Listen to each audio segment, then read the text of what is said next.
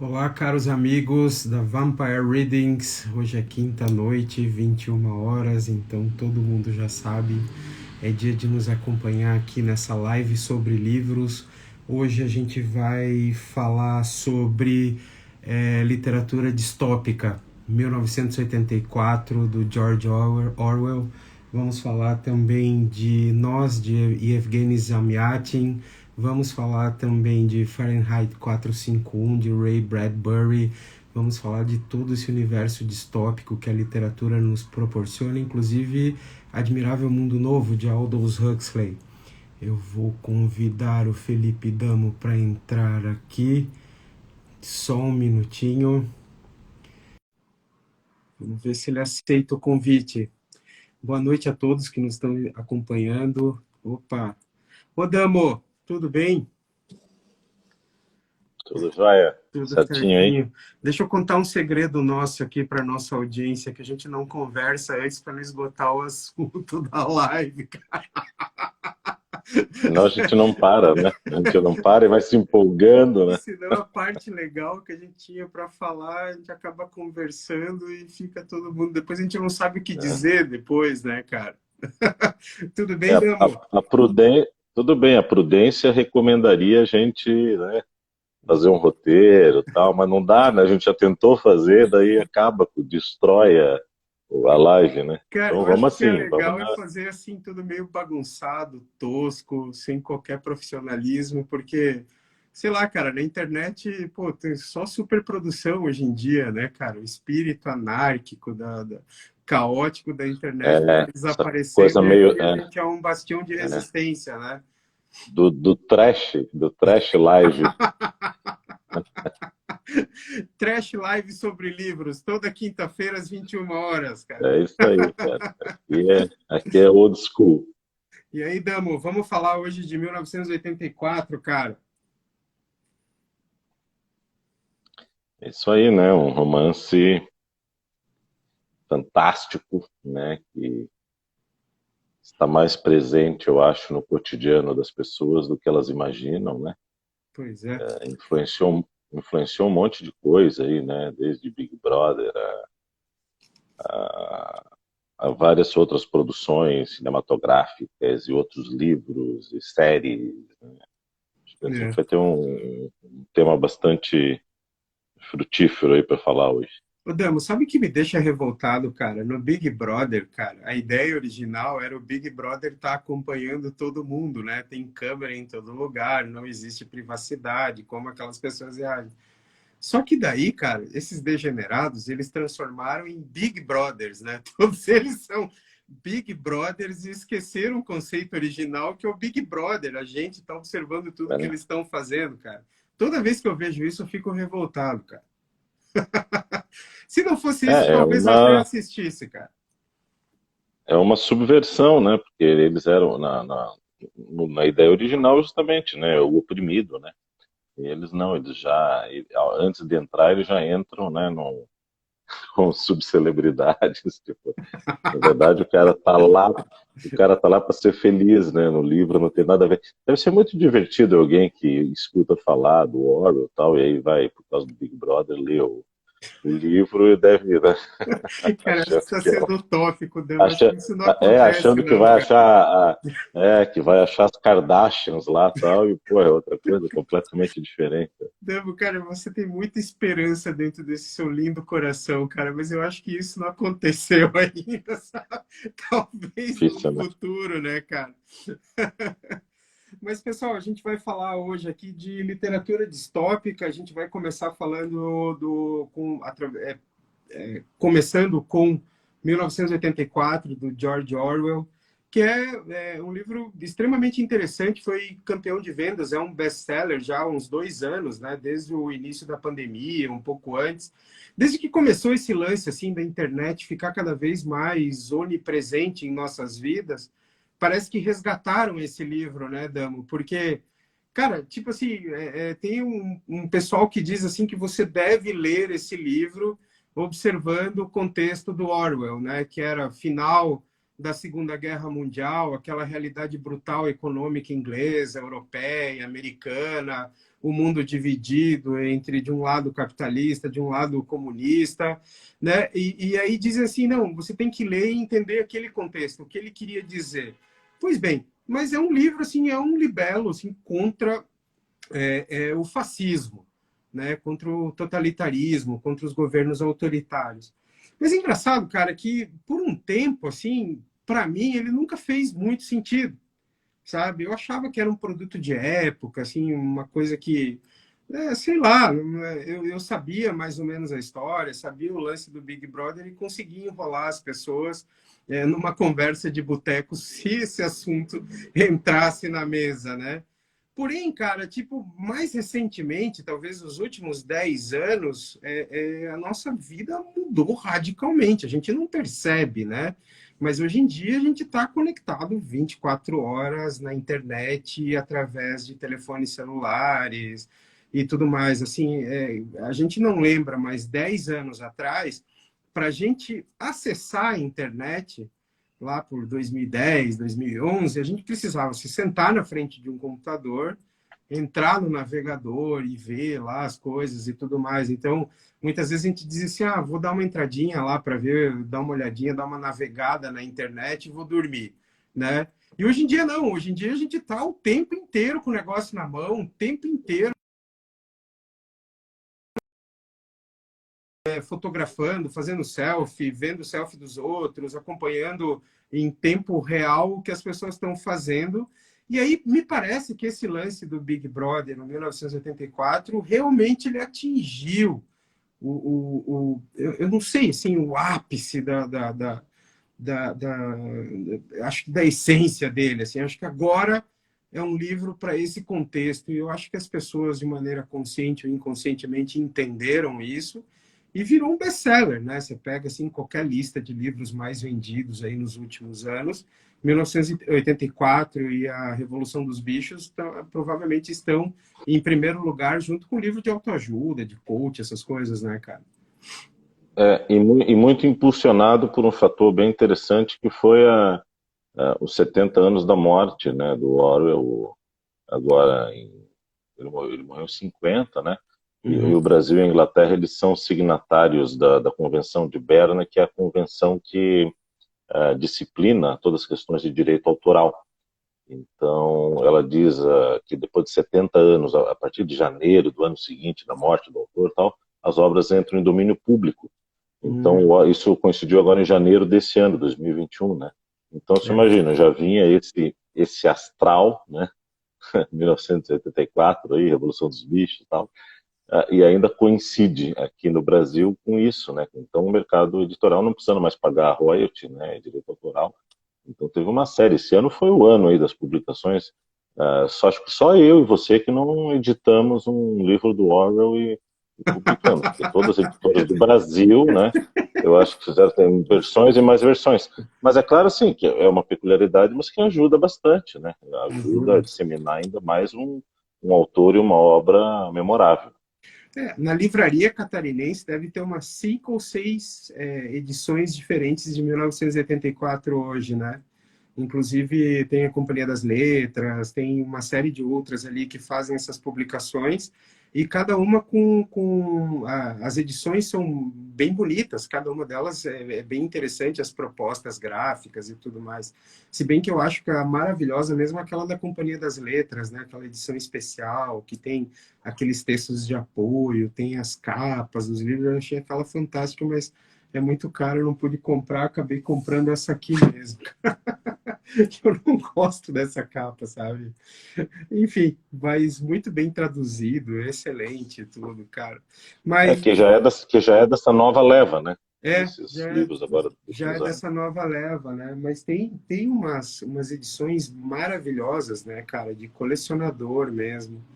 Mas, Demo, esse lance desse livro, assim, cara, você não acha interessante, um caso bem interessante, literário, assim, de se resgatar uma obra que talvez não fizesse, não tivesse tanta importância, ou talvez uma importância mais histórica, ou, enfim, cultura mesmo, assim, né? Mas, de repente, você pega para ler e você fica assombrado como ela é atual, como ela conseguiu ver coisas que a gente não via, inclusive, há 20 anos atrás, por exemplo, né? Porque nessa edição tem um texto de apoio muito bem escrito do Thomas Pynchon, né? E é de 2003, cara. E eu estava lendo hoje esse pós-fácil dele.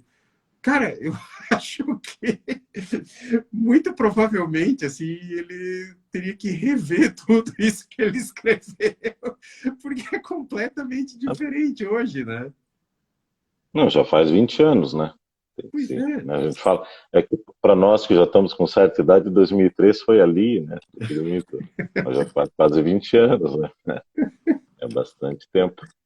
O que me chama a atenção, Mohamed, assim, eu tive esse ano vários alunos lendo o Orwell, né?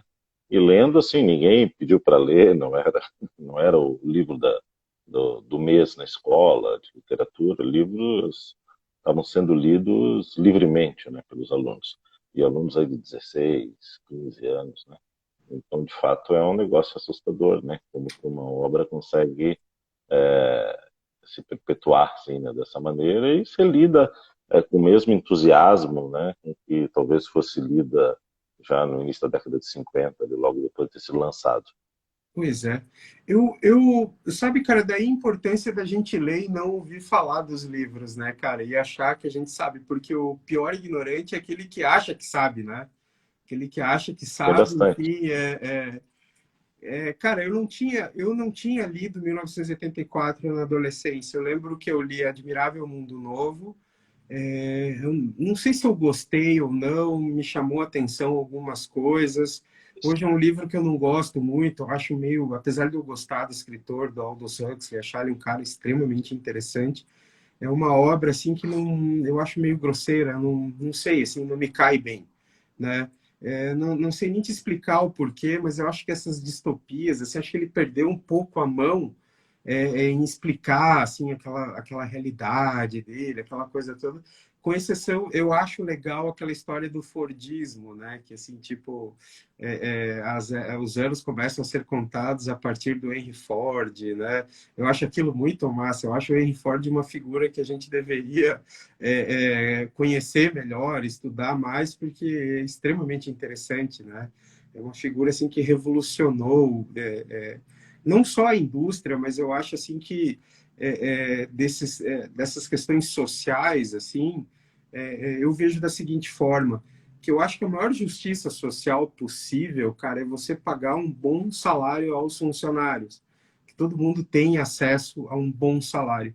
Né? Não adianta você criar programas assistenciais e tudo mais se você paga uma mixaria para as pessoas, aí essas pessoas não conseguem se realizar, elas não conseguem sair ali de um teto, se afogam cada vez mais nas necessidades básicas. Então, por mais que se diga isso, aquilo, na minha opinião, acho que tudo seria resolvido, começaria a ser resolvido, se essas pessoas pagassem salários dignos, né, para as pessoas. E o Henry Ford era exatamente esse cara, porque quando ele estava em Detroit, por exemplo, quando ele levou a fábrica dele, se pagava $1 por dia, se não me engano, para cada funcionário daquelas indústrias automotivas que tinham lá. E ele pagava $5 por dia para cada funcionário. E além disso tudo, ele não exigia demais deles. Ele falava assim: olha, você vai apertar esse parafuso, você vai apertar aquele parafuso, você vai fazer isso. Então, cada um daqueles funcionários tinha uma atividade específica, que daí o Fordismo, né, do Huxley, né, que daí tipo tinha linha de produção que cada funcionário fazia uma coisa só, desempenhava uma atividade. E eu acho isso assim, cara, uma revolução no pensamento, porque ele dizia que ele não poderia ter uma indústria se o funcionário dele não pudesse adquirir os carros dele. Né? E por muito tempo ele fez um esforço gigantesco para popularizar os carros, porque eu acho que os reajustes do Ford T foram só depois de 10 anos. Assim, ele não tinha prejuízo, mas também ele não reajustava. E aí, enfim, ele transformou Detroit naquela potência toda que era naquela época, né? No começo, meados, né, do século passado. E eu acho legal trazer isso à tona, né? Então, nem toda distopia também Parece estar É, errado, né, cara? eu só quero fazer uma defesa do Huxley, assim, tentando compreender. Eu acho que é claro que a prosa do Orwell ela é mais fluida, né? Mas eu tendo a entender que o Huxley ele tinha um viés mais de ensaísta, né? Uhum. Ele não era tanto romance, não era tanto a praia dele, né? Ele era mais de ensaio, ele gostava de fazer reflexões profundas, tal. Um grande pensador, né? Não que o Orwell não tenha sido também, porque para compor tudo que compôs, né? Mas eu tendo a entender isso, e essa prosa de ensaio, de fato, ela é, né, às vezes, mais chata, né? Vamos falar assim no português claro, né? Ela é mais difícil de ler, e às vezes até mais enfadonha, né? Não é só porque é difícil, não, né? Mas ela não te dá aquele prazer da leitura, ela não tem aquela fluidez que tenha, né? Mas o Admirável Mundo Novo, eu acho assim uma obra. Eu li os dois na adolescência, ali, em algum momento entre os 13 e os 17 anos. E eu lembro que, para mim, mexeu muito, assim, né? É, Aquela ideia da sombra e tal.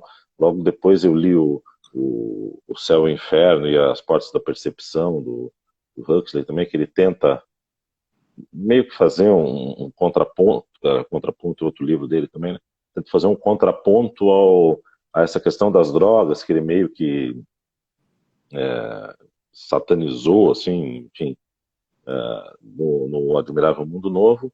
Então, depois ele tenta ver isso talvez com um olhar mais científico, mais dentro da psicologia social, então, quando escreve esses ensaios, tanto a Portas da Percepção quanto o Céu e o Inferno, que inclusive geralmente são publicados juntos, né? é. Os dois, um como sequência de outro, embora sejam duas obras separadas, assim, correlatas, mas separadas. E é Então, eu bem acho que interessante, né? o Huxley, o Huxley entra um pouco mais nessa fase. Eu tenho uma edição aqui, que eu sempre digo do Admirável, Mundo Novo, que eu acho bárbara pela contracapa, né, cara? Que tem ele loucão, assim, né? Pulando, assim, tal. Pô, que massa, que figura, né, cara? Era um velho muito doido, né? Ele era um cara muito Então, interessante, né? mas eu acho muito bacana. Embora, assim, temporalmente, né, ele escreveu o Admirável Mundo Novo, aí, acho que uns quase 15 anos antes, né, de 1984, e eles dialogavam, tem várias conversas entre eles, um comentando a obra do outro, existe muito disso, assim, né? Tem relatos, é fácil de achar aí, você que quer aprofundar, entra na internet, bota aí Orwell e Huxley junto, aparece um falando da obra do outro, comentando tal. Eles se conheciam, assim, né? Tinha esse diálogo, que devia ser muito bacana.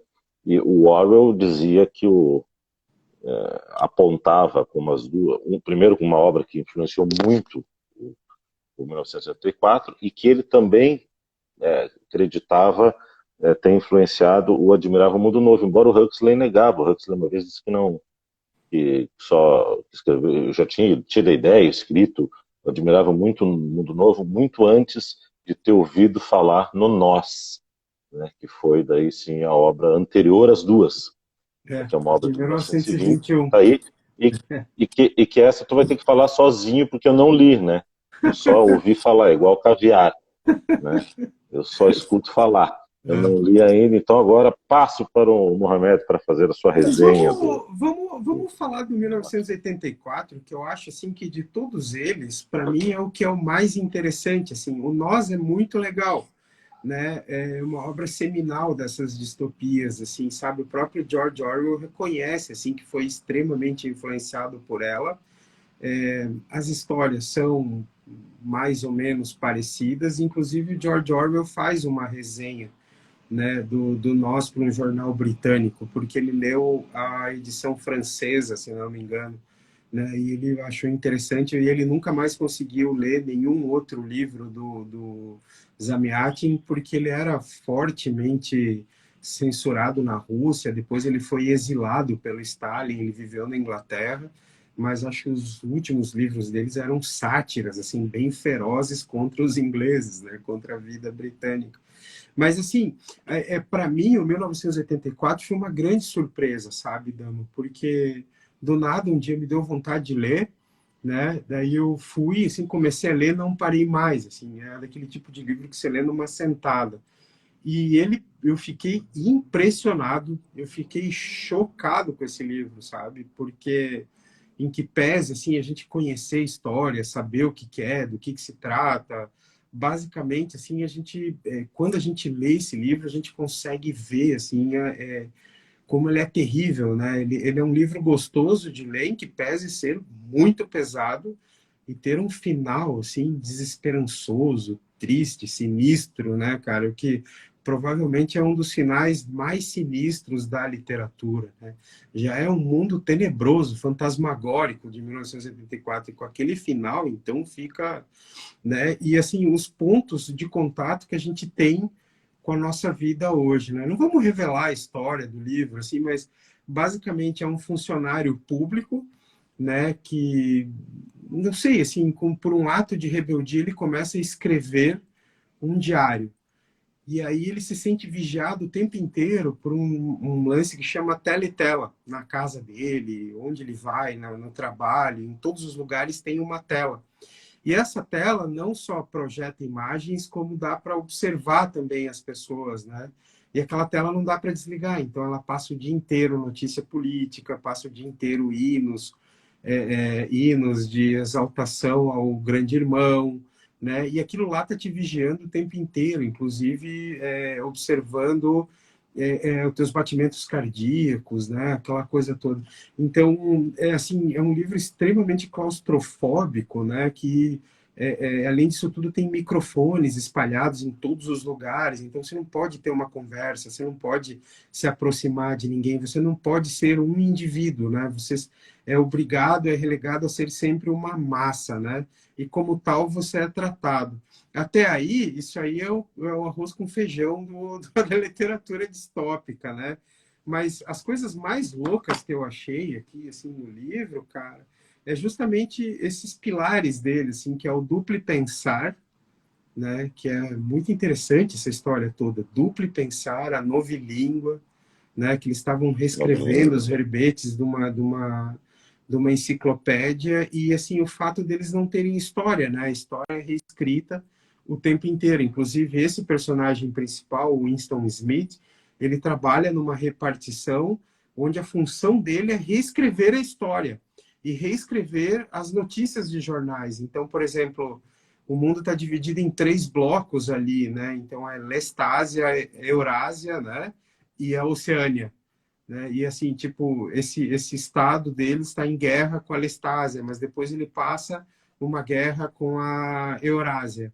Daí É, o trabalho dele é pegar e desaparecer com todas as notícias relacionadas à guerra anterior com a Lestásia, para fazer crer que eles sempre estiveram em guerra com a Eurásia. Não é muito bem explicado no livro isso, mas a função dele é recontar a história, modificar, né? E daí vira.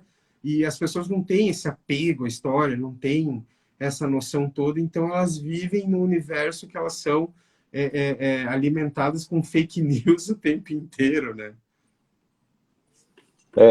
uma coisa que na época me chamou muito a atenção foi esse conceito de guerra perpétua, né? O livro ele é todo permeado por esse clima, né, pesado, assim. Que eu acho que é alguma coisa muito própria dos regimes totalitários, né, da ameaça externa, né, de justificar toda a falta de liberdade por uma questão de segurança diante de algo externo e maior, né? É. Acho que isso é muito. O Orwell foi muito bom em pensar isso. Tem também um conceito muito bacana que ele trabalha, que é o de crime de pensamento, né? Uhum. Ele foi um dos primeiros caras a abordar esse termo, que hoje acho que é um termo, até tu que é advogado, acho que até está dentro até na questão jurídica tratada, né? Do crime de pensamento, uma forma de pensar agora, né, que é a suprema, sim. E É. eu lembro que eu li, eu acho que ele só não foi mais dramático para mim, porque eu li o livro, eu assisti o filme, eu até tinha que reassistir esse filme, porque na época, para minha cabecinha adolescente, o filme foi meio estranho, meio esquisito e tal. Talvez hoje eu assistindo, talvez eu já com cabeça madura, disse ele até como uma coisa mais cult e tal, mas eu lembro que passou assim numa terça-feira daquelas da Bandeirante, sabe? Aí passou lá 1984 e tal. E eu acho que a coisa só não foi mais tão dramática porque tudo isso aconteceu na minha vida depois, já no início da década de 90. Então, 84 já tinha passado, né? Eu imagino que... E nós já vimos aquele embalo de 2000, né? Já estava... Agora, eu imagino que foi para quem viveu o pré-84, né? Projetando essa data e pensando, né? E dizendo, mas será que vai ser assim e tal? É que Ou dando, não, né? O Ernesto não pensou. será que pelo fato da gente ter, a gente estava se formando, né, como pessoas, a gente estava descobrindo o mundo, começando a entender, ler coisas, começou a descobrir literatura, música, filmes, essas coisas dos anos 90, 80, 90, né? Então, quer dizer assim, mais nos anos 90, a gente se falava muito em globalização, mundo sem fronteiras, né? A internet estava chegando, as pessoas estavam se aproximando, a gente tinha contato, a gente estava começando a fazer parte de uma comunidade global, principalmente aqui no Brasil, depois de sair com aquele lance da reserva de mercado, que não podia se importar nada, né? Tudo tinha que ser Uhum, feito aqui, então a gente não tinha acesso às coisas, só com contrabando. Tipo videocassete, essas coisas era tudo contrabando, né, cara? uhum. Mas aí nos anos 90 a gente viveu um momento luminoso, assim, de muita esperança, de que o mundo, para a gente, para a nossa geração de estudantes, né, que a gente se formaria depois, para a gente não teria mais fronteiras, né? O mundo estava à nossa disposição, bem diferente da geração dos nossos pais, né? Que pelo acesso às comunicações, à cultura, aquela coisa toda era bem restrita. Então, para a gente, livros como 1984, Admirável Mundo Novo, Nós, eles soavam grosseiros, você não acha? Assim, que era uma coisa tão irreal, tão exagerada, tão, sei lá, assim, que não tinha, assim, como acontecer aquilo no mundo. É evidente que a gente sabia que existiam regimes totalitários em países mais, assim, com condições econômicas piores que a nossa, mas era uma coisa muito distante, você não acha? Assim, que parecia ser um exagero. E hoje não. É, Hoje a gente tem tudo isso, hoje a gente chegou no futuro, a gente está aqui, a gente tem tudo isso expandido, assim, exponencialmente, e hoje faz sentido. Hoje é importante você ler. E hoje é pior olha, ainda morra, eu... do que esses caras imaginavam nesses livros, cara. É, não, é pior porque é uma versão mal acabada, né? Uma versão pobre, né? Não tem todo aquele glamour, né? Eles pensavam um negócio assim, né? Com uma aura, né? E a gente está experimentando uma coisa muito desqualificada, né? É, É muito triste.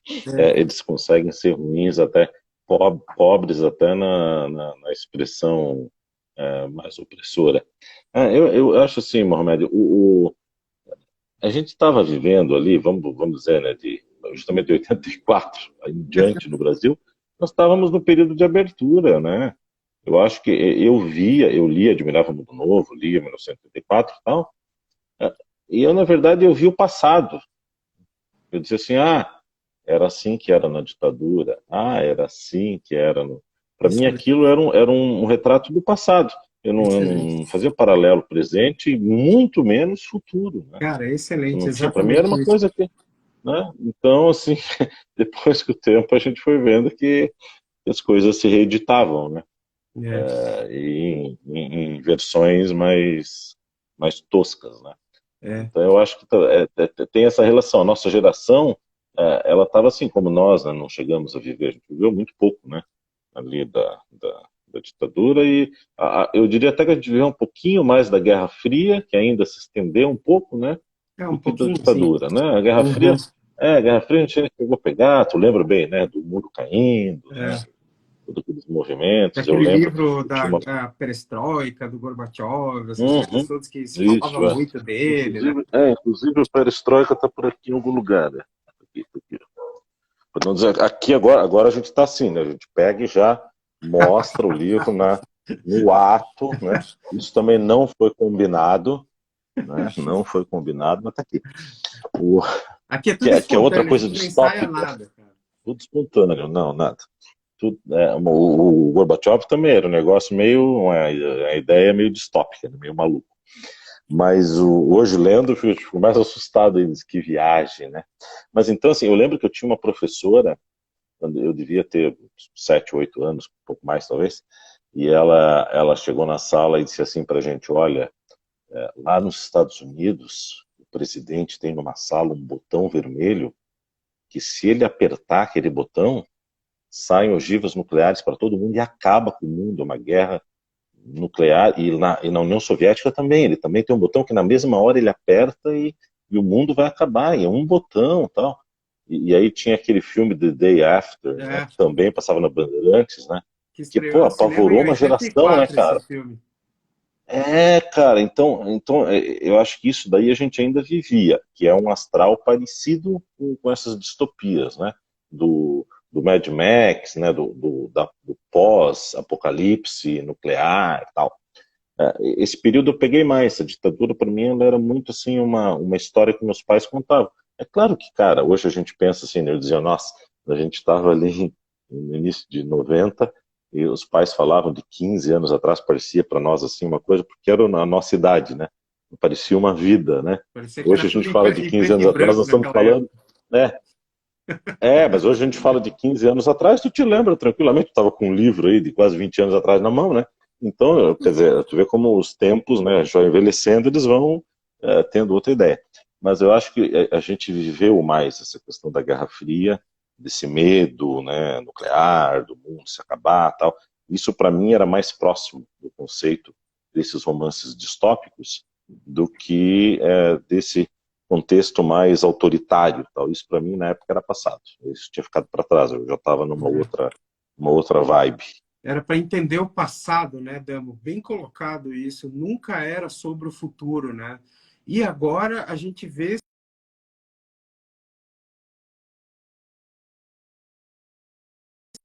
assim, com esse livro, 1984, eu falei assim, não, agora eu vou começar a fazer fichamento dos livros. Eu nunca tinha feito isso na faculdade. E aí, cara, assim, eu falei, bom, vou fazer um fichamento porque tem uns trechos tão interessantes aqui, assim, e por sorte eu fiz, né, cara? E aqui tem um lance do duplo pensar, assim, sabe? Porque lá pelas tantas do livro se fala tanto em duplo pensar, mas você não consegue entender exatamente o que é, né? E tem a própria definição que eles dão aqui, né, cara? Eu acho que é no próprio pós-fácil aqui que ele fala o seguinte, olha, o que é o duplo pensar? É o poder de sustentar duas crenças contraditórias na mente, simultaneamente aceitando as duas, né? Como muitos aforismos de Orwell, esse parece um absurdo à primeira vista e depois se torna um aspecto da vida política cotidiana, né? Então, esse duplo pensar é difícil a gente, como que eu posso dizer assim, codificar, assim, definir. Mas, porém, assim, eu estava pensando hoje sobre assim, o que dizer do duplo pensar, o que eu gostaria de ouvir, o que eu gostaria que alguém me dissesse, me explicasse o que é isso, né? São duas ideias contraditórias, né? Mas que na mente, simultaneamente, elas acabam fazendo um sentido ali. Elas fazem sentido. E aí eu penso o seguinte, assim, hoje em dia a gente vive um tempo onde nós temos uma série de cristãos, principalmente a extrema direita americana, que eles são cristãos, assim, eles reconhecem Jesus Cristo, aquela coisa toda, mas ao mesmo tempo esse cristão, ele defende o uso de armas.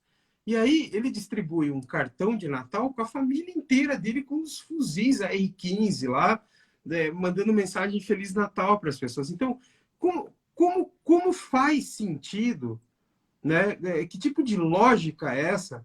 Que o cara é cristão e armamentista, sendo que Jesus Cristo assim sofreu, morreu por causa disso, né? Porque existia no Oriente Médio assim, tem aquele livro Médico de Homens e Almas que fala dessa tensão, assim, sabe? A história do médico, do São Lucas, né? Dessa tensão da espera por alguém especial, um libertador, alguém que vai vir e vai ensinar para a humanidade assim sobre o amor, sobre a paz, sobre os conceitos elevados. E aí, só que os judeus daquela época esperavam um líder militar que fosse liderar eles contra o jugo de potências maiores, mais ricas, né, mais ilustradas, o Egito, aquela turma toda ali, né? E ele sofreu por isso, porque ele não era o líder militar que se esperava, né? Ele era um libertador da alma, não um libertador, um senhor dos exércitos. Ele, por exemplo, se ele dava outra face, né? Se te agridem, né? Se te agridem, ofereça outra face. Então, isso para mim hoje é o exemplo do duplo pensar na vida real, assim, sabe? Na vida real, aqui, que a gente ouve todo santo dia no jornal, nas redes sociais e tudo mais, assim, que cristão e armamentista faz muito sentido, sabe? Eles convivem em harmonia, que é o preceito que eles vão contra, né? O preceito, os ensinamentos de Jesus, cara, sabe? Mas isso faz sentido, isso é harmônico, isso se fala o tempo inteiro como se não fosse nada. Para mim, esse é o exemplo máximo do duplo pensar e o exemplo máximo de que essa obra, tipo, ela veio de repente, assim, se ela não fazia muito sentido, se ela era exagerada naquela época dos anos 80, 90, hoje, meu Deus do céu, ela cai como uma luva porque a gente está vivendo. Eu queria primeiro mandar um abraço pro Daniel Pissetti, que entrou ali, mas principalmente por ele ter chamado a gente de rapazes. Foi super gentil, né, cara? Obrigado aí Pô, pelo obrigado aí, rapaz, Daniel. estamos dando uma melhorada aqui. Não, mas o Daniel comenta ali os tempos de superexposição voluntária, né? Que é outra coisa também, que esses livros todos, todos, né? Todos não. Parece que eu li todos eles, né? Não, mas alguns desses livros que nós estamos comentando, as pessoas, elas sempre estão naquela condição por conta de uma situação limite, né? De uma opressão, ou às vezes elas não entendem muito como é que está acontecendo, tal. E de fato, como o Daniel comenta ali hoje, o negócio é mais brutal porque é voluntário, né, cara? A gente está se expondo, né, num regime que aparentemente ele está escamoteado, tácito, né? Ele não é opressivo aparentemente, né? Ninguém está te obrigando, as pessoas estão fazendo isso da maneira voluntária. Então, essa vigilância, a gente não vai discutir Foucault aqui, né? Mas essa questão da vigilância, essa questão da exposição, hoje ela tem esse contorno, né, cara? Que ele é induzido, mas muitas vezes não é percebido. Né? E nas obras, não. Nas obras, as pessoas parecem que elas estavam meio perdidas. Né? No Admirável Mundo Novo, elas estavam meio drogadas, né, cara? Então era um negócio, né? Tinha uma explicação delas não reagirem. Né? E hoje em dia, não. Hoje em dia é algo que, né, elas são induzidas e a E você sabe boiada que, vai. aproveitando esse gancho do Daniel e o teu, é um traço característico dessas obras, de todas essas obras, né, até onde eu sei, que não existe individualidade nessas pessoas, nesses personagens, nessa sociedade distópica, é o coletivo, não existe individualidade. Então, por exemplo, no 1984, o cidadão, o sujeito, ele é observado o tempo inteiro por uma tela e tela que ele não pode desligar, ele não pode baixar o som, ele tem que conviver com aquilo, ele é observado. Daí o grande irmão, os olhos, o olho que tudo vê, está representado naquela tela e tela. No Nós dos Ameatin, eles moram em casas de vidro, né? E aí eles têm 2 horas por dia, acho que uma de tarde, outra à noite, que é a hora pessoal do cara, onde as cortinas da casa dele se baixam e ele pode fazer o que ele quiser ali, mas assim, que ele não se sente vigiado. Mas o engraçado é que em todos esses livros é sempre a privacidade, né? E se a gente for pegar essas histórias todas, assim, no Nós dos Amiatin e no 1984, de alguma maneira indireta, nos chega a isso, que todos esses cidadãos que aceitaram esse regime totalitário, eles aceitaram entregar essa privacidade, né, de mão beijada para o Estado. E aí o Orwell não fala disso, mas no Zamiatin ele diz o seguinte, assim, que o ser humano não foi projetado para ter liberdade, porque se o ser humano tiver liberdade, ele comete crimes. Então, o jeito de ter uma vida pacífica, de controlar esse instinto humano, é simplesmente cercear a liberdade, do ser humano para que ele não pense bobagem, não entre numa entropia.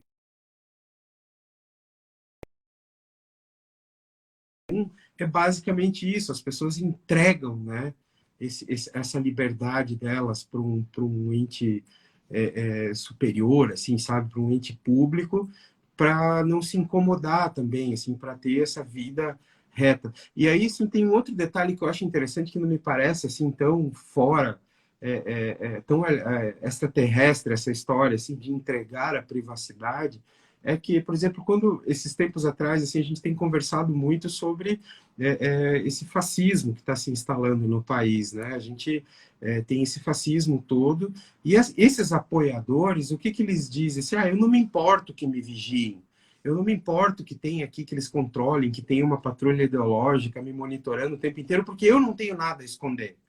Eu nunca tenho nada a esconder. Então, você pode fazer um teste, Damo. Toda vez que você fala sobre as liberdades individuais, quando você fala dessa história de liberdade, privacidade, a primeira reação dessas pessoas, da maioria dessas pessoas, é te dizer que ela não tem nada a esconder.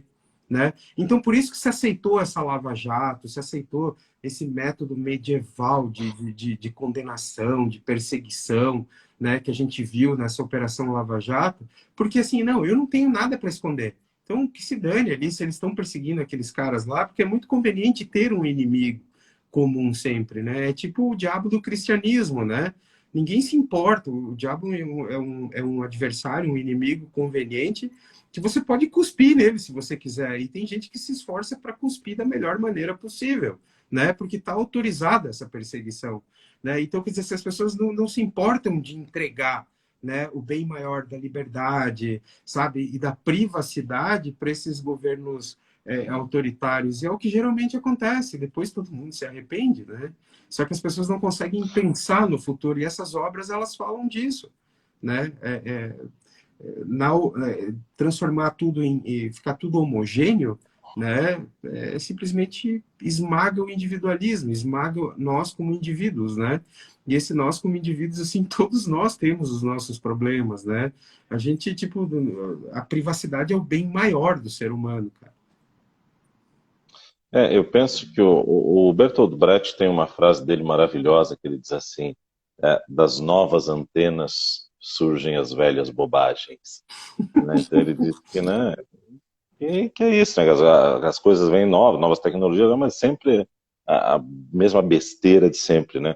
E isso que tu fala de, eu não tenho medo, não tem problema, é aquele velho argumento aqui da ditadura. Ah, não, mas o meu pai, o meu avô nunca foi perseguido, nunca foi torturado, era um homem de bem, né? E não, como se todo mundo que foi perseguido fosse gente má, tal, né? Então, eu acho que essa mesma linha de raciocínio, né, que é a mesma linha na Rússia hoje, né?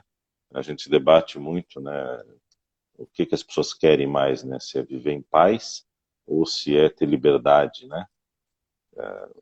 Essa é uma grande discussão moral, né? Humana, né? Se é melhor tu tá preso às vezes como Mandela, mas sem liberdade, mas em paz, né? Sabendo que não fez nada, e tal. Ou se às vezes você pode estar livre, mas sempre perseguido, né? Com medo de alguma coisa ou com remorso, né? Essa é uma discussão, não vou nem dizer contemporânea, porque para mim é uma discussão desde sempre do ser humano, né? Mas que em alguns momentos as sociedades são convocadas a optar por isso, a fazer escolhas, né? E isso explica muito, por exemplo, o regime do Putin na Rússia hoje, né? Onde o Putin, diferente do Trump, o Putin made Russia great again, né? Ele conseguiu fazer a mãe Rússia voltar a ser grande, mas com esse preço, né? A estrada era voltar, acabar com as máfias, voltar a ser alguém, né, na fila do pão e ter dinheiro. O pedágio era acabar com a liberdade, né? Então, quer dizer, esse é o pedágio, né? Né? Então, as pessoas estão começando a entender que as coisas têm um preço, né?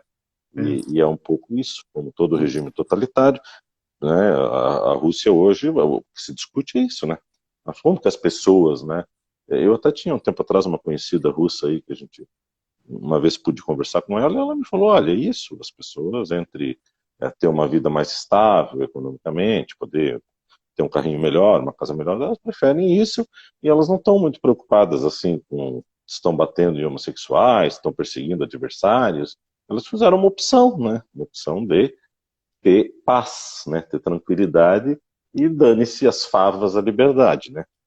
Então essa é uma discussão muito pertinente, né?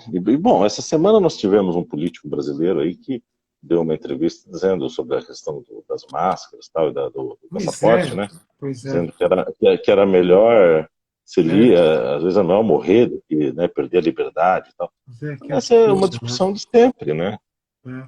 É. É uma discussão complicada, mas ela está aí.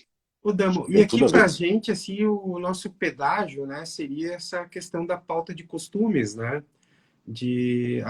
Para evitar assim que crianças ou cidadãos de bem sejam expostas a determinados costumes, a gente está transferindo toda a responsabilidade para um certo grupo, para eles, né, dizerem para a gente, para eles tomarem, né, conta disso para a gente e dizerem para a gente o que é certo, o que é errado e tudo mais, né?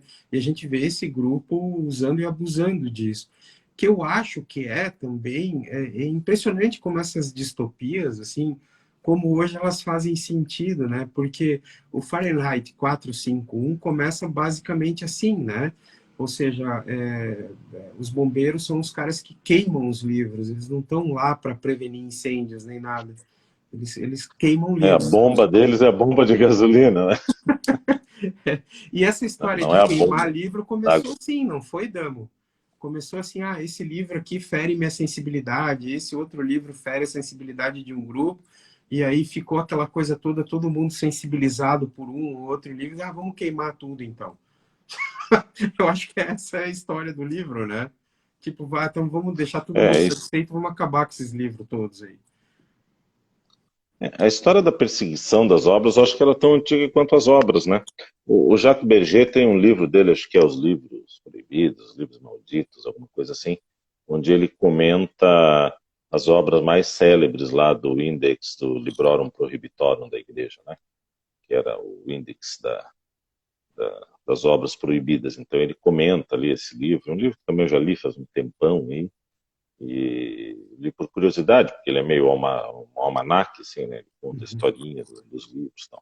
É igual aqueles volumes sobre as principais óperas, que tu lê, assim, para dar né, pegar Para uma enrolar os visão outros em mesa de panorâmica. bar, né, Mas Dama? é para enrolar a mesa. Não, para depois poder aprofundar, né? Para ter Uhum. aquela primeira visão, né? Logo que você chega numa praia, você, né, procura um lugar mais alto para poder, né, ter aquela visão geral, para depois você escolher onde é que você vai fincar o guarda-sol.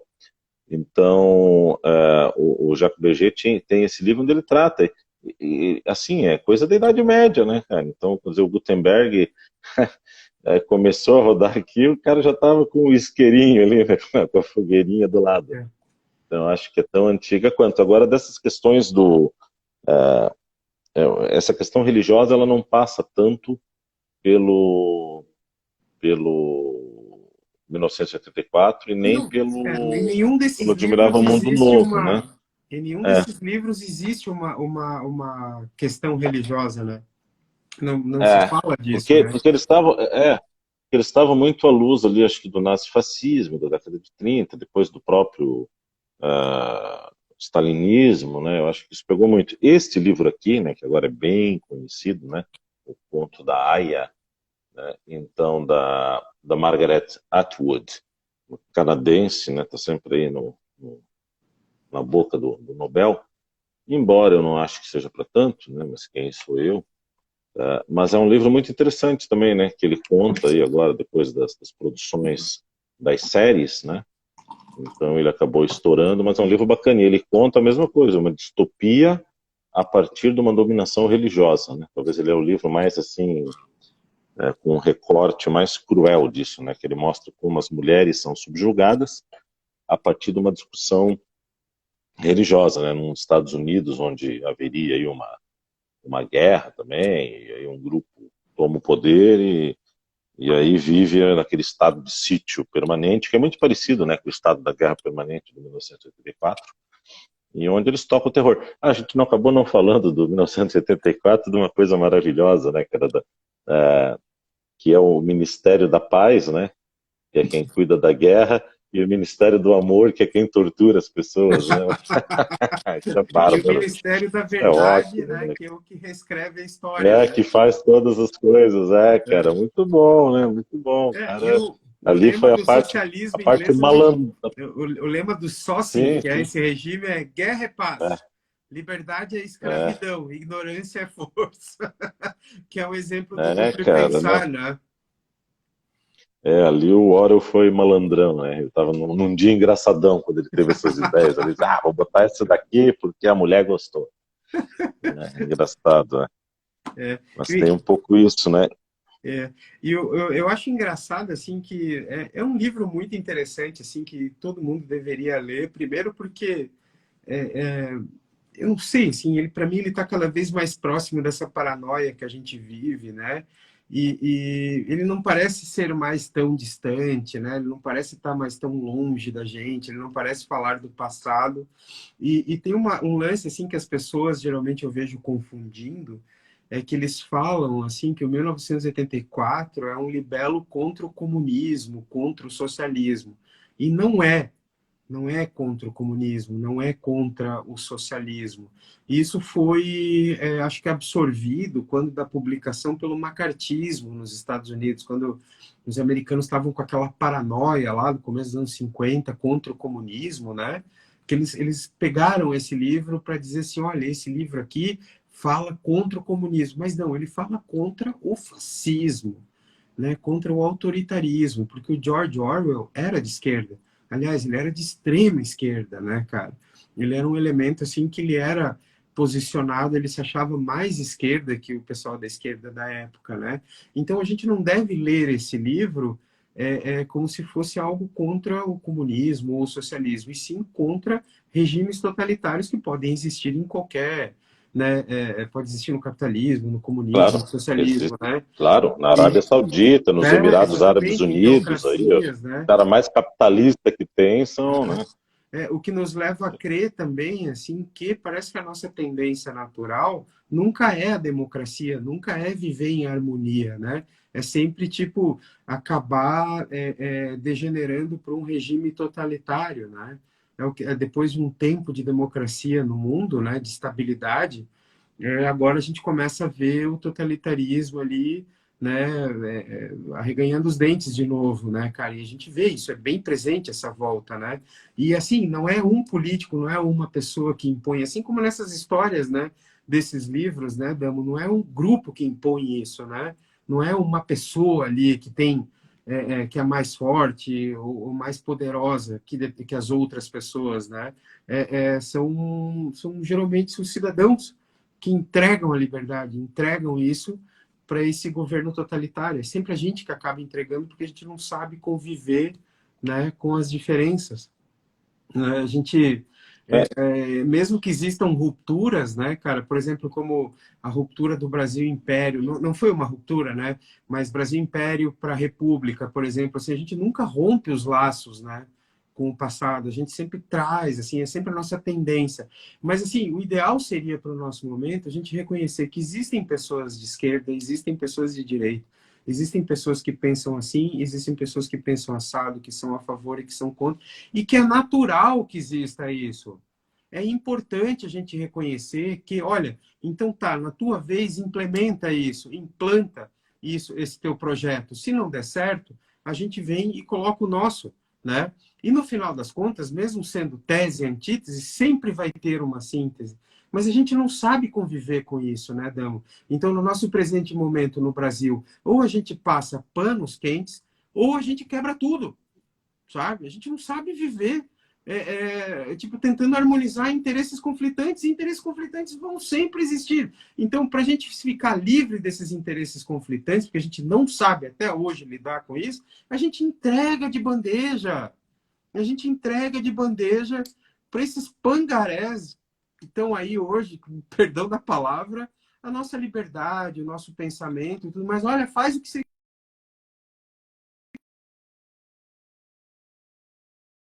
quiser, com tudo, porque eu não quero pensar e não quero ter conflito com ninguém, sabe? Então, tipo assim, é sempre pela paz ou pela guerra, mas a gente não sabe viver o conflito de ideias. Todos esses livros, né, eu acho que eles tratam disso, né, cara? Em determinado momento no passado desses livros, existia um conflito de ideias. E as pessoas não sabiam lidar com isso. Não sabiam reconhecer que o outro pode estar certo também, né? Enfim, quem se beneficia com isso É, tudo é sempre a coletividade. Quando a gente transfere é, esse nosso poder para um determinado grupo, para um ditador, todos nós perdemos. Né? A gente não tem chance de ganhar nunca, né? sobre isso que você falou, Morra, tem um texto do Elias de Oliveira Sampaio, que é um economista e doutor da Universidade Federal da Bahia, foi economista aí durante um tempo do Ministério da Economia, alguma década passada e tal, e ele tem uma teoria de que esses movimentos políticos e, por decorrência, econômicos, eles estão, na verdade, sujeitos à segunda lei da termodinâmica, né, que é a lei Não, tô falando sério, você está rindo Não, aí, eu acho mas que eu já eu ouvi tô, falar disso, eu é tô um rindo artigo porque eu achei sério, mas... interessante pra caramba. É, Eu não, acho é a muito lei louco isso aí, cara. a lei da entropia, né? Ele disse, a lei da termodinâmica, para a nossa audiência que não é qualificada em questões físicas, né? É aquela lei que diz que você não vai dormir com o cabelo todo bagunçado e acordar com ele todo arrumado, né? É ao contrário, você vai dormir com ele arrumado e vai, por conta da segunda lei da termodinâmica, as coisas vão se bagunçar naturalmente, né? E que a natureza é assim, ela se bagunça, ela não se auto-organiza. Quem tenta dar uma ordem somos nós, né? Então ele explica um pouco isso nas sociedades, que há uma tendência natural na sociedade, como todo organismo, né, social, natural, enfim, ambiental, há uma desordem natural. Então cabe a vigilância eterna e estar sempre organizando, né? Então acho que é um pouco isso. Esses livros mostram isso, que quando a gente incorre numa falta de observar isso, esses, também citando Brecht de novo, né? A cadela do fascismo está sempre no cio, né? Então, quando a gente incorre num descuido, eles são muito rápidos, né? E tomam conta. É. E o nós, sabe, Damo, o nós fala exatamente disso, assim, porque eles vivem num mundo ordeiro do século 26, né? Enfim, tá todo mundo satisfeito com aquele mundo ali, né? Enfim, tá todo mundo vivendo bem, todo mundo tá nivelado, uma sociedade homogênea, né? Não existem dissensões. Em vez de ser o grande irmão, por exemplo, o grande líder se chama o benfeitor. Ele é reconhecido como tal, como um benfeitor. E o que acontece assim, cara, é que você chega à conclusão nesse livro que talvez essa harmonia, o fato de ter uma vida homogênea, né, tranquila, igual aquela água parada, ela não traz o progresso. O que traz o progresso é a entropia, né? É isso, essa loucura toda assim é o que faz a sociedade evoluir, né? E eles eliminaram isso, né? Parece uma sociedade feita de algoritmos e não de pessoas. Elas não têm nem nomes, ela tem uma letrinha e um número lá, I303, D503. Enfim, então quer dizer, se eles vivem, eles não querem sair disso, só que um ou outro personagem ali, assim, eles começam a pensar também que aquilo não é vida, né? Por quê? Porque daí o Estado identifica que o que está atrapalhando realmente essas pessoas é um terrível defeito que é imaginação. Daí eles desenvolvem uma máquina, né, de raio-x que tipo vai lá no teu cérebro assim que te corta a imaginação, né? É uma forma de guilhotinar as pessoas, assim, sabe, nessa realidade distópica. Eles não cortam a cabeça grosseiramente da pessoa, mas elas simplesmente aniquilam a imaginação da pessoa e fica tudo como tá, né? Fica tudo sempre como tá. Então, quer dizer assim, o progresso mesmo é justamente a tese, antítese, síntese, aquela confusão toda. A gente...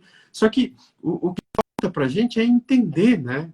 Que a outra parte pode estar certa, a outra parte pode ter um projeto mais interessante nesse sentido e que todos nós nos aproveitamos. Agora, quando a gente não se aproveita, quando a gente entrega, né, tudo para um determinado grupo, o que, que acontece? A gente tem que puxar saco dessas pessoas para conseguir as coisas. E aí a gente vai empobrecendo, empobrecendo, porque a gente vai comendo só as migalhas que caem na mesa. E esse é o tópico, né, do 1984, porque todos os personagens vivem em extrema pobreza, né? Todos eles têm rações, assim, minúsculas de comida pela semana, não sei quantos gramas de pão para a semana inteira, né? Eles tomam uma bebida lá, um gin, que é horroroso. A comida tem gosto ruim, né? Então eles vivem com fome, vivem em muquifos, assim, vivem doentes, né, cara, com lugares mofados, sendo vigiados o tempo inteiro, são sempre alvo, vítimas de violência. Mas o pessoal daquele partido, aquela minúscula parcela da sociedade que forma aquela casta superior do partido, leva uma vida nababesca, né? Leva uma vida bababesca. E se você quiser chegar naquela cúpula ali, você tem que falar, um, o que eles querem ouvir, dois, puxar saco, e três, assim, ser leal, né? A gente tem ouvido muito essa palavra hoje, lealdade na política, né? O fulano tem que ser leal pro cara lá para ele não perder o emprego. O fulano tem que dizer que não precisa de passaporte de vacina, não precisa usar máscara para ser leal àquele elemento lá, para ele não perder o emprego, para ele conseguir ser apoiado nas próximas eleições. Então, quer dizer assim, a gente troca a nossa liberdade de bom grado para puxar saco desses caras, sabe? Para comer o que cai, a migalha que cai da mesa deles, cara. Todos esses livros de distopia, eles falam disso, né? Falam de pobreza, falam eles quebram o espírito das pessoas, né, cara? E a gente vive isso, né? Como é que você quebra o espírito das pessoas? É tirando tudo delas, tirando a dignidade, tirando o acesso à informação, tirando tudo, sabe? E não pense que eles não vão tirar da gente isso, né? Tá certo, isso aqui é para falar de livros, e não, mas eu estou falando meio que indiretamente de uma coisa assim que tem me incomodado bastante, sabe, Dama? A você também, né? Claro, claro. Eu queria falar um pouquinho só, Morra, a gente estava comentando antes no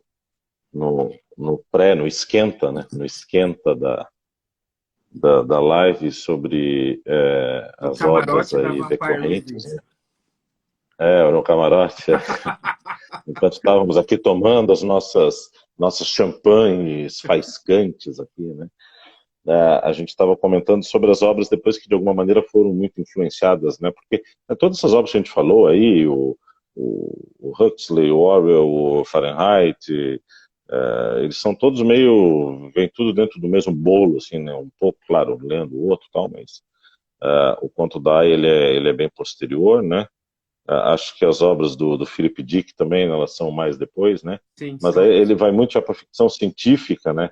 E Ele paranoia, não né? vai mais tanto para essa questão social. E Ele já paranoia, é né? um negócio, é uma distopia mais Mad Max do que, né? Bom, Blade Runner, né? Dele é mais com essa pegada, né? Mas tem algumas, tem dois filões assim que eu queria comentar. Um é do Haruki Murakami, né? Do japonês, também famosíssimo, muito lido aí no Brasil, né? Cara, eu não conheço. Tem uma Conta pra série nós de aí. Tem uma série de livros, eu estava te falando que ele tem a famosa trilogia dele, né? Um Q84, né? Que é uma brincadeira que ele faz, né? Com 1984. Então, e ele fala também de um, assim, não é nem um futuro distópico, né, cara? É um, sei lá, é uma outra dimensão quase. É um lugar onde a Terra tem duas luas, né? E onde se vê duas luas do Japão e tal. E nessa dimensão é uma dimensão distópica também, acontece toda a história e tal. E ele faz um paralelo aí com 1984. Então, como é uma obra muito lida também, assim, que pese que é uma trilogia, são 3 livros grossões, mas são livros muito bem escritos, muito de leitura muito fluida, muito fácil, né? Então também quem lê o Murakami lê de boa.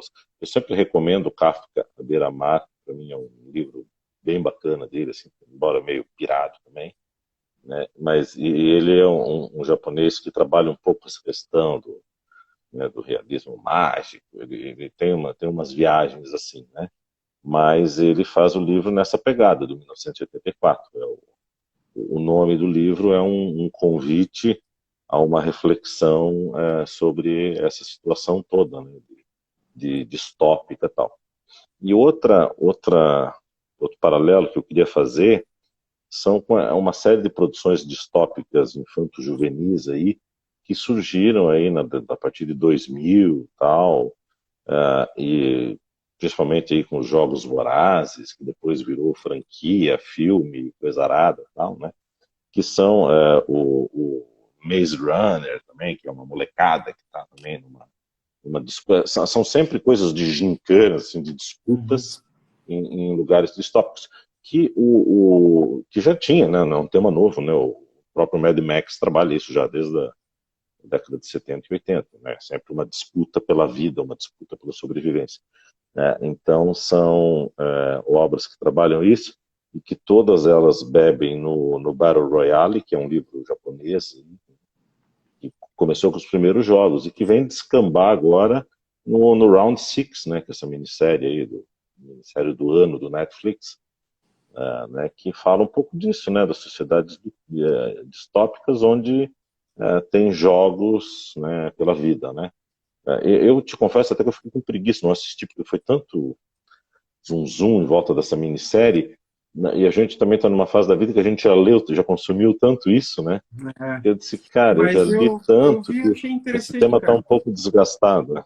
Eu achei bem interessante, cara. Mas então, Né? é, mas é um tema que ele vem disso, né? Na verdade, se a gente for ver, são releituras, né, desse tema, né? Dessa distopia, desse vazio, é um pouco niilista, um pouco agoniante, né? Um pouco distópico. Eu acho que tudo isso daí tem, de alguma maneira, uma influência direta, né, desse universo orwelliano, né? Essa palavra difícil de falar, quase um trava-língua.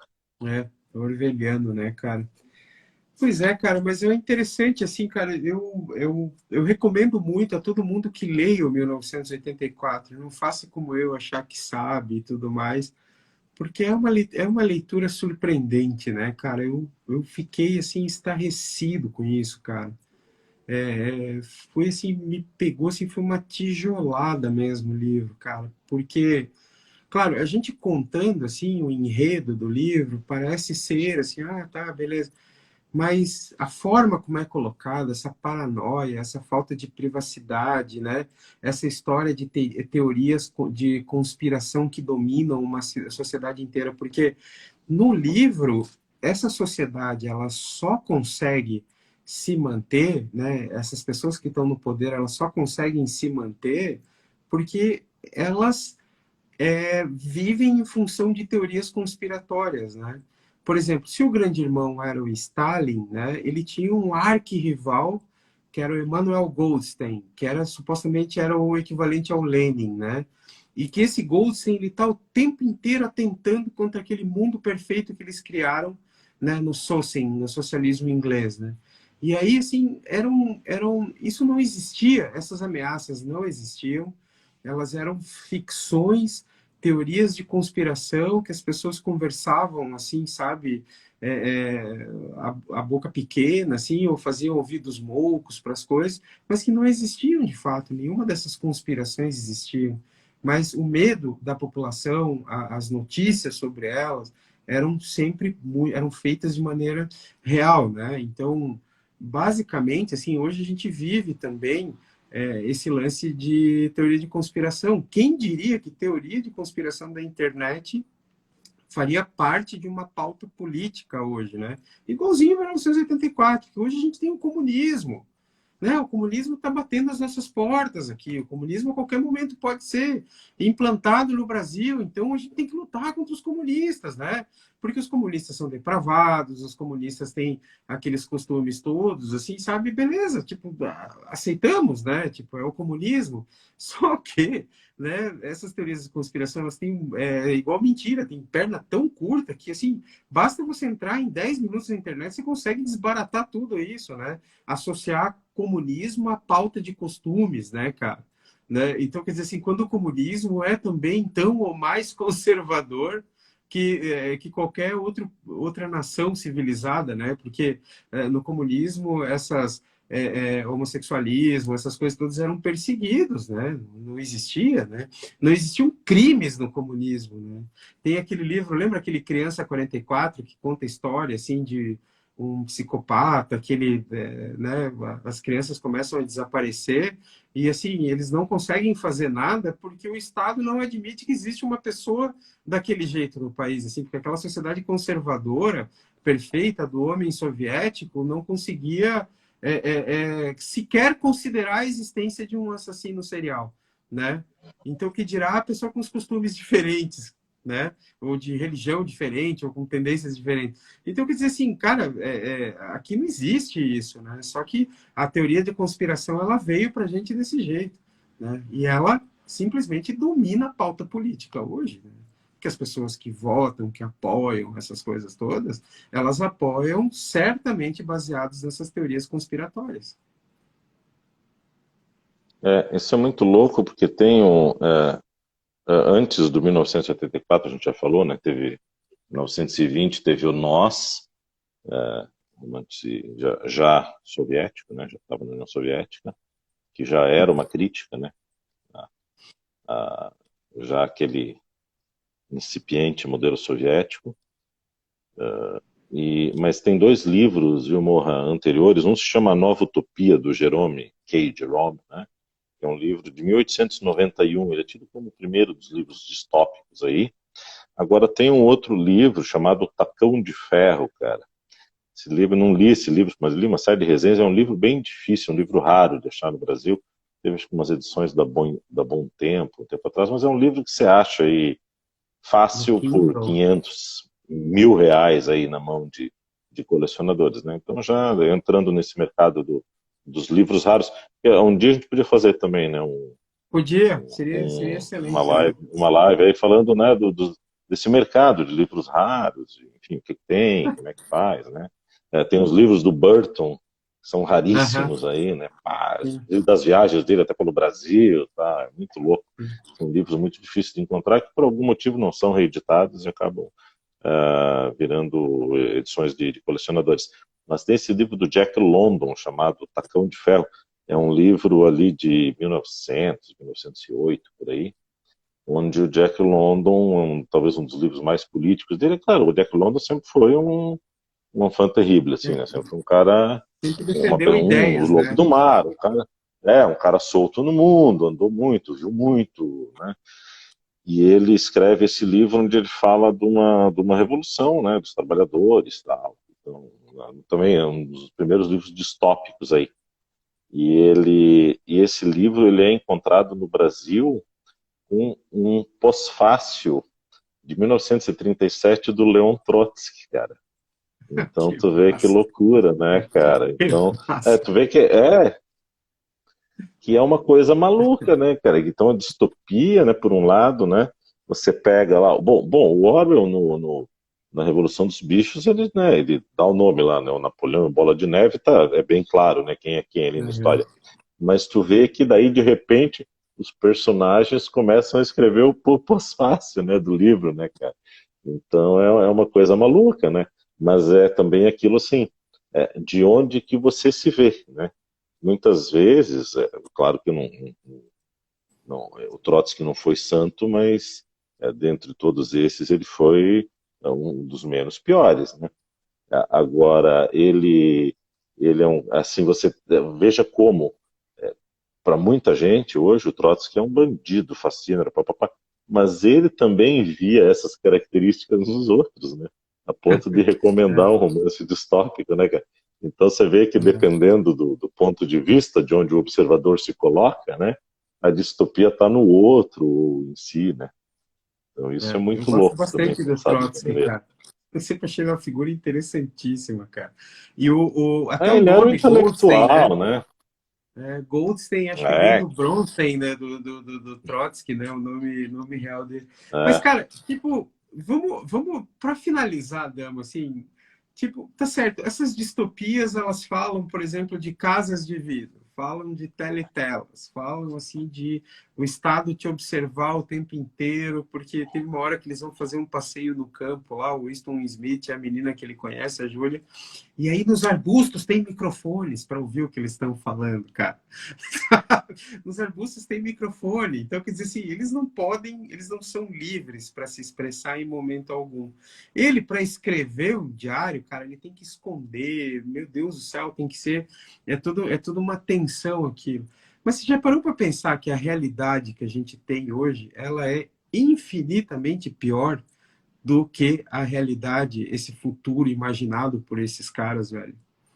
Tipo, com um simples elemento, o celular, cara, sabe? O celular, tipo assim, ele tá aqui o tempo inteiro. Eu não sei se ele te ouve ou não. Dizem que o Instagram, por exemplo, ouve quando você fala uma coisa, começa a aparecer propaganda, sabe? Eu acredito que não, cara. Eu acredito que o algoritmo sabe exatamente o que você quer, a hora que você quer as coisas, baseado na tua atividade, porque você tá o dia inteiro com aquilo. Então, cara, para a gente dizer assim que essa distopia não está tão longe, eu vou sugerir para nossa audiência, não hoje, porque senão ninguém vai conseguir dormir, cara. Mas amanhã de manhã, pegar o seu telefone, entrar nas configurações e ver a quantidade monstruosa de informações que o Google capta da gente, cara.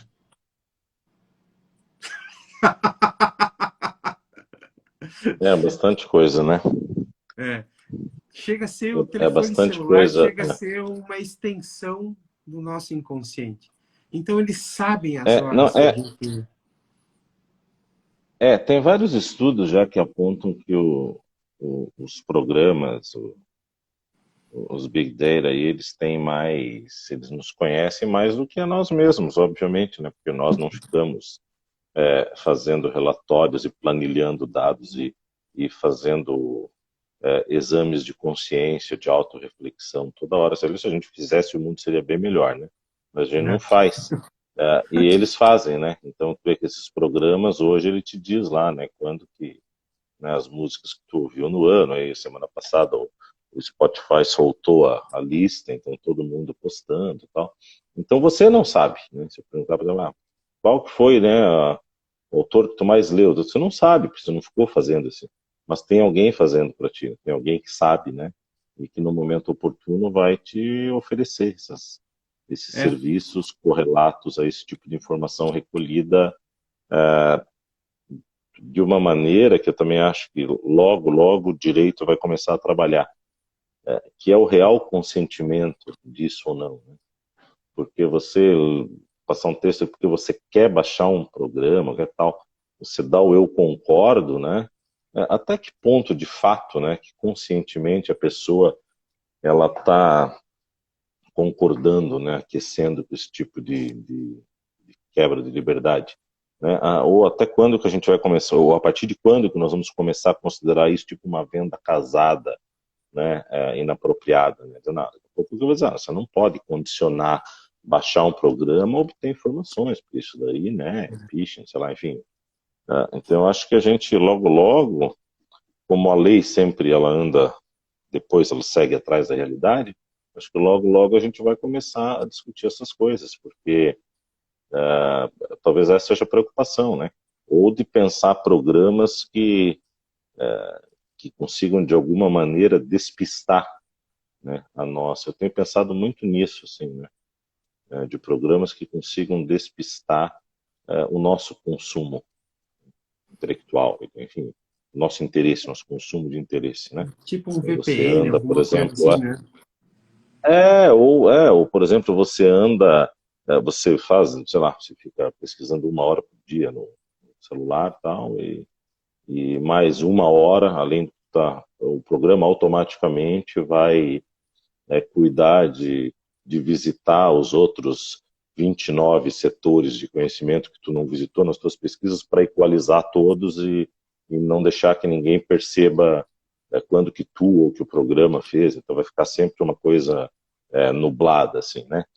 Eu imagino que a gente vai evoluir para isso, porque é uma questão das liberdades individuais, né, cara, mais profundas aí. Damo, tanto é Agora, que na enquanto não tiver China, isso, a gente vai estar nisso. na China você já tem o crédito social baseado na tua atividade na internet, né? Nos teus comentários, no que você manifesta, as páginas que você visita, você vai tendo crédito social, né?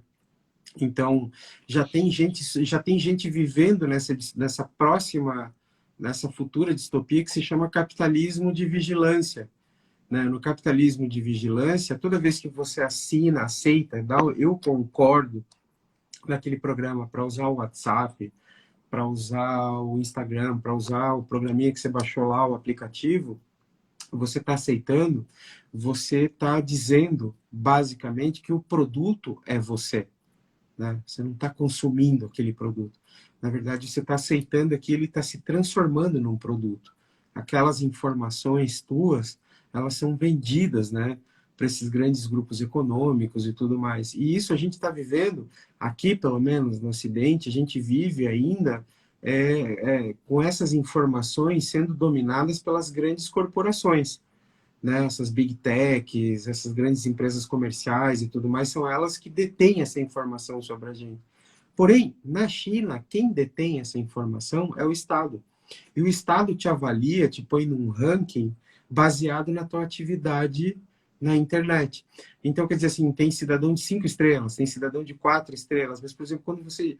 Tem gente já que está vivendo o inferno na Terra, esse inferno distópico, que tem 2 estrelas. Então, quer dizer assim, ele ainda, não sei se ele pode, com 2 estrelas, ter acesso a financiamentos, mas se tivessem com taxas de juros monstruosas, igual aqui no Brasil para gente, né? E você já não pode mais sair do país, cara.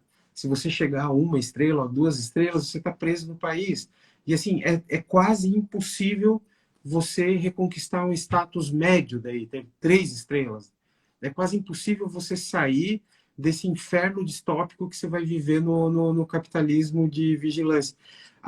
Eu acho que a próxima grande pandemia, né, assim, o próximo grande evento mundial que vai paralisar tudo, e ele está assim, tipo, dobrando a esquina, cara, é a guerra entre big techs contra estados, cara. É tipo Google, Facebook, essa turma toda contra os estados, cara, sabe? Porque o estado não tem essa capacidade de absorver as informações como esses caras têm.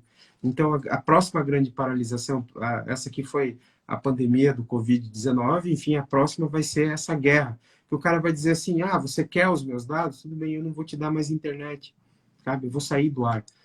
Teve um teste disso no começo do ano, tipo, não sei se foi no começo do ano, março, abril, alguma coisa assim, da Austrália contra uma Big Tech da Austrália. A Austrália queria que essa Big Tech colocasse a fonte da notícia. E aí virou uma questão, judicializaram a questão, a Austrália exigiu, aí a Big Tech falou assim, então eu vou me retirar do país. Eles ficaram fora do país quase 2 dias. Virou um caos. Aí não tinha WhatsApp, não tinha Google, não tinha isso, não tinha aquilo. Porque assim, você vai tipo, exigir essas coisas de mim, eu vou tirar o serviço então. Sabe? É igual quando cai o WhatsApp no Brasil, cara, a economia para, né? Naquele dia que caiu É, esses negócios todo ali, parou o país, cara. sim, sim, sim, desde do Pix até o serviço de teleentrega, né? Agora, por outro lado, eu acho que os governos e quem pensa políticas públicas vai cada vez mais pensar alternativas democráticas com controle social que permitam ter estruturas que possam, né, substituir a tempo esse tipo, porque também você ficar na tirania das big techs, né, Né? você só troca o personagem do 1984, né? Você tem um Deus maluco te tipo ouça, Dan. esse Elon Musk aí, né, que é um alucinado, né, com muito pouco caráter, né? Enfim, né? Você vai ficar na mão de um maluco desse, né? Então, eu acho que cada vez mais as academias, as sociedades vão pensar alternativas para isso. E acho também que as big techs vão pensar alternativas de como não serem tiradas do ar, né? De como poder tutelar governos, né? É, É uma guerra. Você sabe que, né, existem grupos de pressão em praticamente todas as estruturas, né? Você é, pega, eu sempre brinco com os amigos, os caras, mas a Polícia Federal, cara, a Polícia Federal tem gente é, mais progressista, mais conservadora não tem e é um como. cabo de guerra. De vez em quando um consegue emplacar uma coisa ou outra, e assim é no judiciário, é na política, em todo lugar.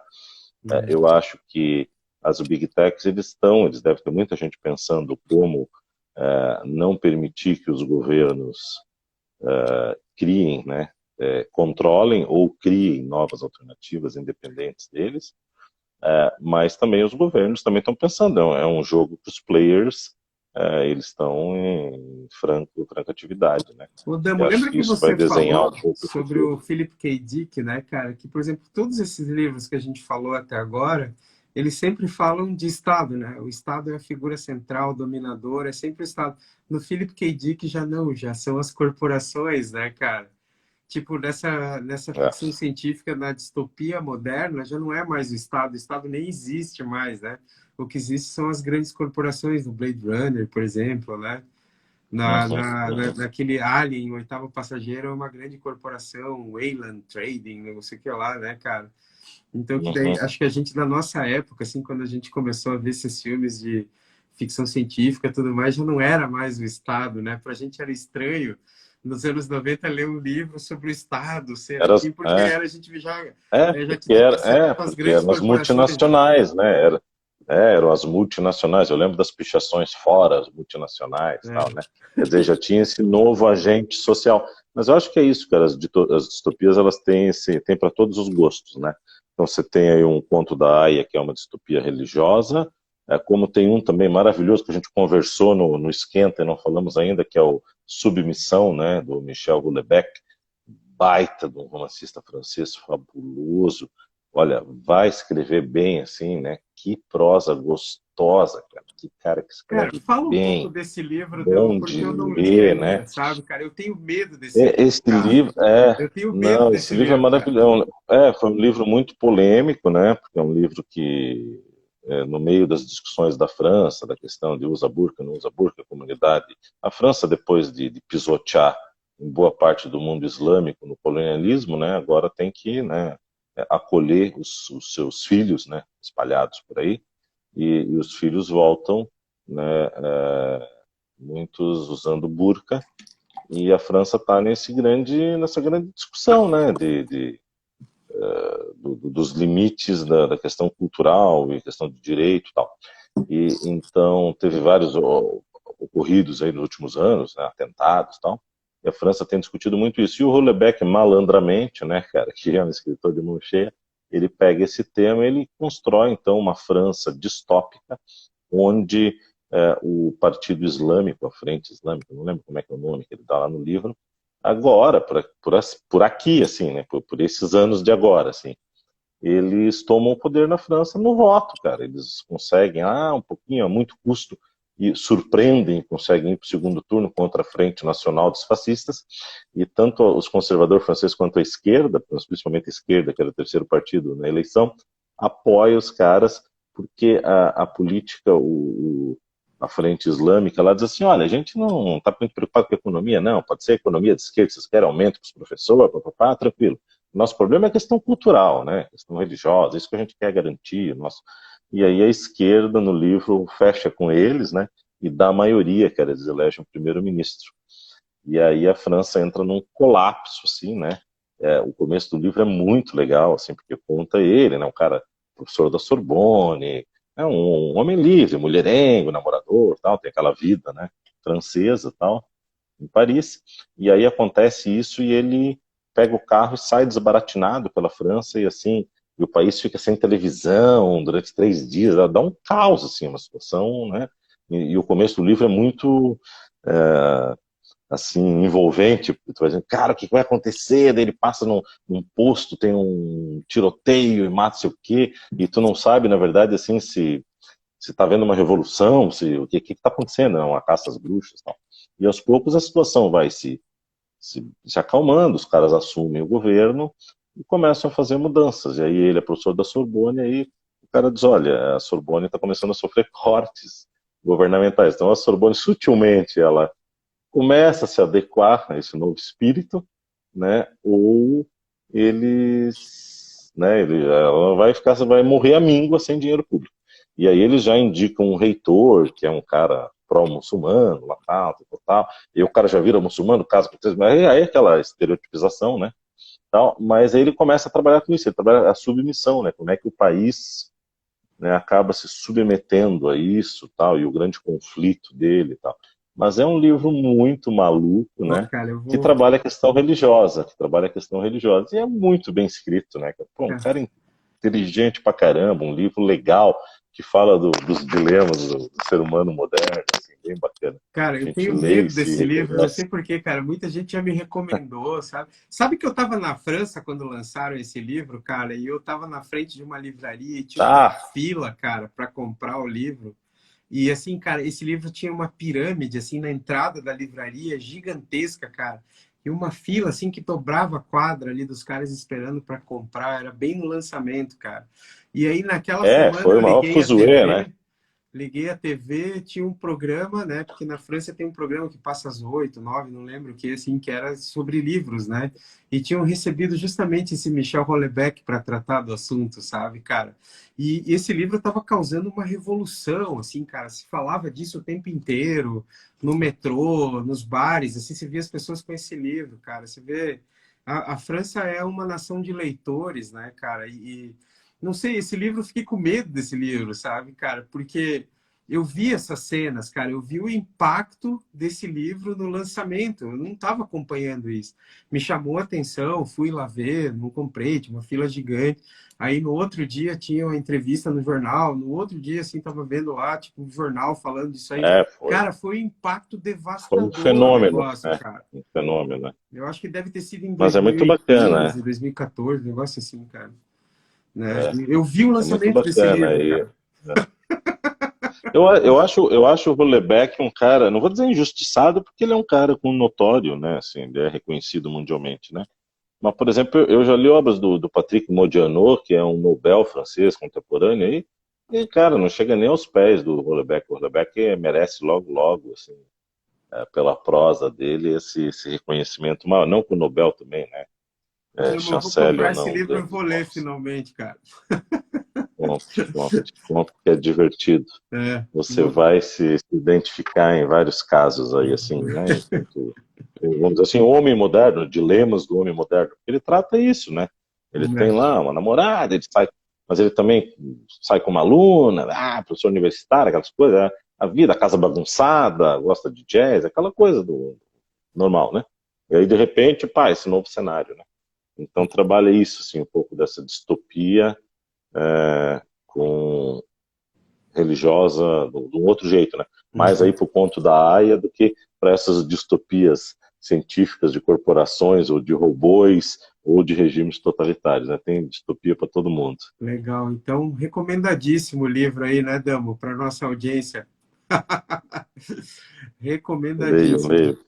Então, vamos encerrar, Damo? Estouramos o nosso tempo hoje, estouramos, com uma grande vitória que não caímos nenhuma vez, algumas travadinhas, né? Mas não caímos nenhuma vez. E hoje, olha quem desceu o sarrafo na Indiada hoje, né, cara? Nossa Senhora. Os caras estavam dormindo, deve ter algum jogo aí, cara. Os sensores devem estar assistindo alguma coisa, deve ter final de Big Brother, certo? Ô, Damo, a gente Alguma tem que coisa fazer que isso não. na quarta-feira, o dia que tem jogo de futebol, para a gente poder falar à vontade e ninguém É, com a gente, né, cara? Boa ideia, cara. Mas é isso aí, pessoal. Muito obrigado. Fica aqui a recomendação do Felipe Double, né? Esses livros também que a gente comentou são recomendadíssimos, né? É, vale muito a pena, é divertido, a gente aprende muito, só lendo mesmo para a gente entender o mundo que nos cerca. É a coisa mais interessante do mundo, a gente trazer esses substratos da literatura para a gente enfrentar esse mundo. A gente tem guerra contra o mundo moderno também, né, Damo? eterna. Nós sim estamos numa guerra eterna, né? É, a gente sim, cara. É isso aí. E a gente está Nós, conclamando os nossos amigos a nos, né, nos acompanharem nessa cruzada contra o mundo moderno. eu olho aqui pro Vampire Readings e eu lembro daquela fala do Caetano no festival, dizendo assim: eu e Gil entramos e saímos de todas as estruturas. Pode vaiar, viva Cacilda Becker, né? Eu tô nesse. Eu acho que a gente não vai se adaptar em nenhum regime, né? Acho que Nem não, no meu. socialista do jeito que foi, nem do capitalista do jeito que é. Eu acho que a gente vai Acho se que não, ferrar de cara. qualquer jeito. Acho que não. Aqui para eles todos, né, Mas cara? seguiremos, Demo, seguiremos até onde der. Um vamos lá. abraço. Um abraço para todo mundo. Muito obrigado pela companhia. Quinta-feira que vem a gente volta. Depois vamos ter férias ou Aqui não? aqui dos novos estúdios, né? Que A a Vampire nossa Readings, né? monetização deu tão certo, que a Vampire Readings abriu o estúdio 2 aqui, o Projac 2 já, né? Então já com. E cheio dos Estamos livros, aqui. né, cara? Coisa mais linda do Cheio, mundo. cheio. Agora tá mais fácil, porque agora dá de acessar, né? Você fala aqui, conforme eu conseguir pegar, eu já É, cato na hora, a gente já mostra o caboclo na Damo, hora o negócio. parabéns pela Mas um casa, abração aí, né? boa noite para todos, gente. Parabéns pela casa, pela biblioteca aí, pelo cantinho, ficou muito legal, pela Obrigado. linda família, né? Tamo junto Valeu, sempre, isso aí. valeu. Vamos bolar uma pauta aí para a semana que vem. Porque é Tá uma bom, um abraço, democracia gente. para nós dois, né? Mas só para nós, né? Não, pelo menos isso. Tchau, tchau, pessoal. Muito obrigado. Tchau, Damo. Boa noite. Obrigado. Tchau, tchau, boa noite.